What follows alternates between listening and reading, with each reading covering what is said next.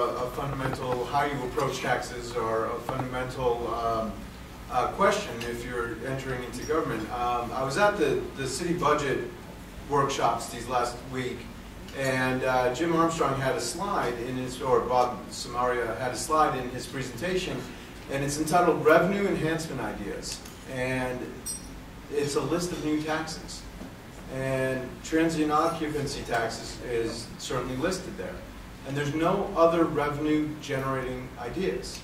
Every single one of them is a tax. And so I think that we do need to invest in our marketing of Santa Barbara, and we need to help you generate more revenue through your actual revenues. I represent dozens of local restaurants and merchants in this town, and taxing them at this time right now would be absolutely disastrous. They would be out of business. And so we have to partner with you and with our local merchants and increase revenues for everybody. Michael? I think what we're seeing nationally and statewide is big public resistance to any new taxes. And I'm one of those people. Enough already. The city has seen tremendous increase in revenue these past years. We do not have a revenue problem until just recently. We have had a spending problem. The state, the nation, the same thing. And by further digging into our consumers' pockets, into our own pockets, is, I think, the wrong message. If we are all expected to tighten our belts because of the economic time, government can learn to tighten nets. Thank you. David? Well, it's sort of attractive to look at a major source of revenue for the city. You know, there's a lot of great coastal cities in California that have a 14% TOT. Just because they do is not a reason Santa Barbara should. Really, there's a lot of things the city can do to improve revenue. I really am fair the way I look at revenue enhancements and not just hit everybody with utility tax or a hotel tax, but there's a lot of parts of the city where industries and operators of whatever are not really paying their fair share. Vacation stays where people turn their house into a de facto hotel in the underground economy should be tracked, as the city is finally starting to do, I heard.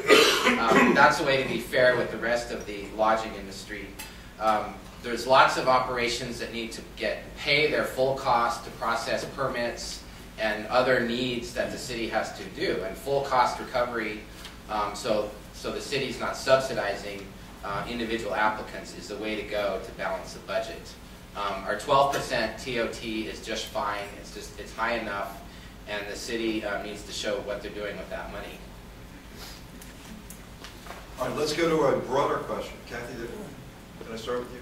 I started with you. Okay. I want to be sure I don't miss anything. Okay, good. Before. All right, this is about the community's economic health and the city's role. First is a yes/no. In your opinion, is the city doing too little in protecting and enhancing the community's overall economic health? Is the city doing too little?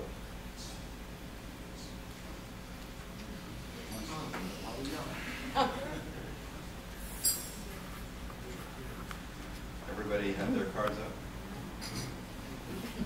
All right, so we have, I think, one no. And one work out the question. Is the city doing too little in protecting and enhancing our community's overall economic health? It sounds loaded, but we tried to come up with a yes/no question, and that was the best one we could come up with. Is it doing too little? Should they do more? All right. All right. All right, now, name one specific change in city policy or practice that you think would improve the community's overall economic health. One specific change. 30 seconds. 30 seconds. And we're going to start with Grant. I put up no as a defense thing. I don't know. I couldn't help it. One thing, work more cooperatively with DO and the Chamber of Commerce and the Greater Santa Barbara Restaurant Lodging Association. Just get in there and roll up our sleeves and brainstorm the heck out of the thing. We haven't done that. We should do that. All right. Frank? Improve traffic flow rather than inhibit it, and forget the bulb outs. Too expensive and not worth it. I think we shouldn't fill vacant positions in the city and continue to make government as small and tight and mean as we can. All right. Bendy? Bring all employees back to the bargaining table to develop a sustainable salary structure. John? I'll come out of left field on this one, but the California Public Utilities Commission just announced its plans to have a electronic vehicle charging infrastructure throughout California. This is something that Santa Barbara, as being leaders in the environmental movement, we could actually tap into this right now and work with the CPUC in trying to develop electronic vehicle charging stations here. And there's an awful lot of economic improvement that could come with that. Michael? I think that our city employees need a customer service training. I have talked to a lot of business owners, having been one myself here in this city.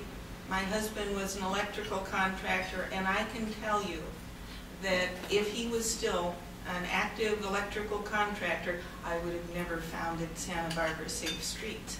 And I think this adversarial attitude that people are coming to me with, that's not right. They work for us. There are rules, and they should be upheld, and I'm all for rules, but enough already. All right, David.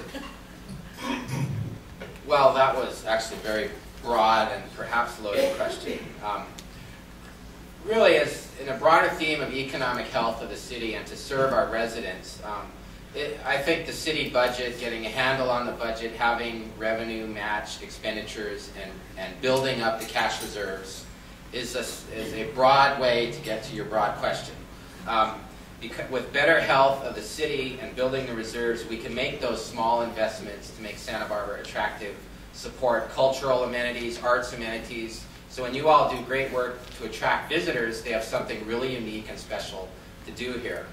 And I don't see that traffic safety devices, Frank, is got really much to do with the question. Kathy? Okay. Well, as we're all learning in the economy, is we have to stop spending money we don't have. Actually, seriously, we need to make sure we maintain our reserves, and we need to set priorities for our spending. Fine. Here's the next. Oh, rebuttal. All right. John? I just want to take a few more seconds to say that I think this is actually one of the most important issues for us, is the city's role in helping and contributing to the economic recovery of Santa Barbara. I am a business person. I own several businesses, and I have a unique experience in being able to understand and bring business solutions to problem solving. And I think that is going to be the mark of the City Council, is how the council can contribute to the economic revitalization of Santa Barbara. All right, here's another related yes-no question. Do you believe the city government should be more active in encouraging new businesses to come to Santa Barbara, or to encourage existing businesses to grow their businesses here in Santa Barbara? Yes or no?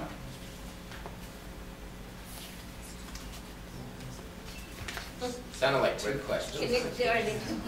Do you believe the city government should be more active in encouraging new businesses to come to Santa Barbara, or to encourage existing businesses to grow their businesses here? In other words, are you in favor of business growth, whether organic or imported? That's the question.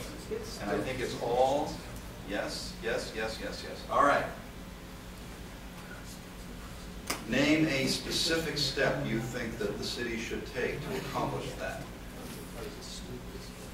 And we'll start with Frank. Clean up the beaches, do a better job, not only around Stone's Wharf, but East and West Beach, Ledbetter. We're pretty aggressive on graffiti, but it's it's still there, and not sure if we need something better than the 24-hour hotline that we have.